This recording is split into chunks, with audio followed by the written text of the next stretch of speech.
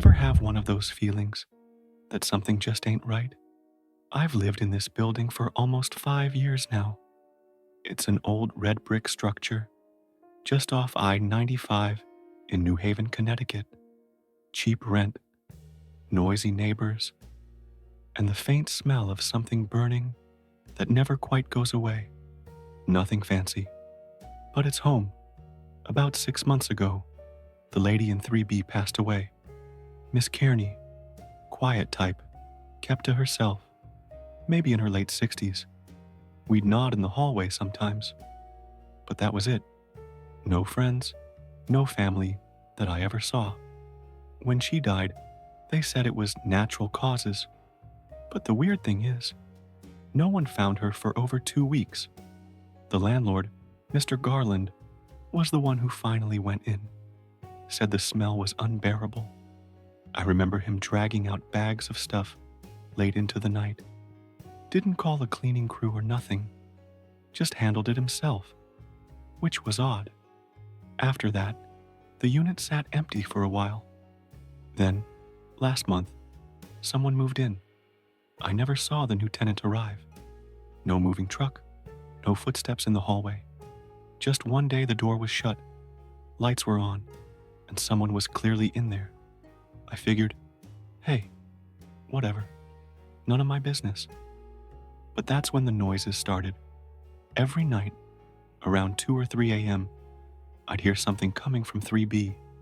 Not talking, not walking, scratching, like long fingernails dragging across the inside of the walls. Sometimes it'd be at the floorboards, sometimes near the ceiling. Always soft, but steady. I told myself it was rats, maybe squirrels in the walls.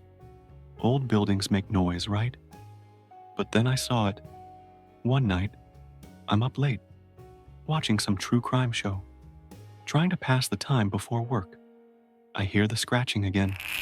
This time, it's louder, closer. I mute the TV and walk to my front door. I live in 3C, directly across the hall. I press my ear to my door. Nothing. I crack it open, just a few inches. And there, standing in front of 3B, is this man. Or I think it's a man. His back is to me. He's tall, thin, but his head is off. It's tilted too far, like it's hanging by a thread. One arm is longer than the other. He's twitching, fingers flexing, like he's about to scratch the door. And I swear to you, I hear this faint clicking sound, like something chattering inside his throat. He turns slightly, and I slam my door shut. Didn't sleep that night. Next day, I knock on 3B. No answer. So I ask Mr. Garland, who's the new tenant in 3B? He looks confused. Says he didn't rent it out. Still dealing with paperwork from Miss Kearney's death. I tell him someone's in there. He swears there isn't. We argue for a bit.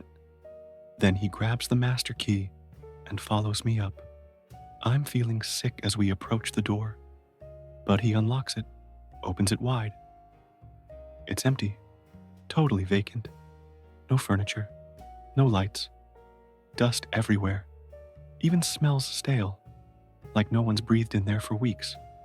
I stand there, dumbfounded, and he gives me this look like I'm the crazy one. That night, I sleep with the lights on. Next few days, things get worse. I start finding deep scratch marks on my own door, not like from keys or tools. These are jagged, uneven, like claws. I clean them off. Next night, they're back, deeper. Then things start moving inside my apartment. Nothing major, just wrong. My silverware drawer opened on its own one morning. My keys vanished for hours. I found them in the fridge. And the dreams. God, the dreams. I keep seeing Miss Kearney, standing in the hallway, eyes wide, mouth sewn shut. She keeps trying to tell me something, but every time I get close, that thing, the man with the crooked head, drags her into the dark. I started sleeping at friends' places just to get away from it. One night, I crash on my buddy Mike's couch. I wake up around 2:45 a.m., drenched in sweat. My phone's buzzing. It's from my building. The security cam app I installed months ago triggered a motion alert. I open it, and there he is, the figure from 3B, standing in front of my apartment again. He's staring directly into the camera, except there's no face, just skin stretched over a blank skull. He lifts his hand, long, bony fingers, and starts dragging them down my door. Scratch, scratch, scratch. Then he turns, and the feed cuts out. I go back the next morning. My door's torn up, worse than ever. Deep gouges in the wood. Mr. Garland sees it and finally freaks out. Calls the cops. They check the building, top to bottom. No signs of forced entry. No intruder. They chalk it up to vandalism. I know better. 2 nights ago, I heard the scratching again. But this time, it was inside the walls of my apartment, not next door. I packed a bag, left, and I haven't gone back. The building's still there. I drove past it yesterday. The window in 3B was open, curtains fluttering, but no one lives there. I checked the city records. Miss Kearney died in that unit. So did the tenant before her, and the one before that.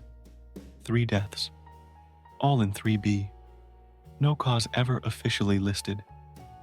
Whatever's in there, whoever it is, they're not alive, not anymore, and they're not alone.